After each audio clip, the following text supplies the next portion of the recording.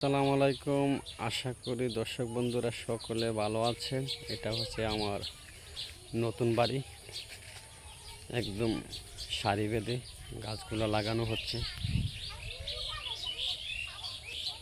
এই বাড়িটা অনেক কষ্ট এবং ত্যাগ স্বীকার পরে বাড়িটা অর্জন করছি, আল্লাহ পাক রহমত করছে। কারণ নতুন একটা বাড়ি বর্তমান সময়ে করাটা অনেক কঠিন।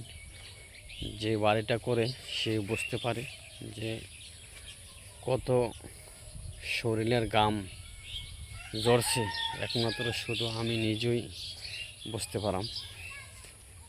বুঝতে পারছি। তো বাড়িটা মোটামুটি অনেকটাই বড়। এই বাড়িটা আমি অনেক দিন সময় লাগছে অর্জন করতে।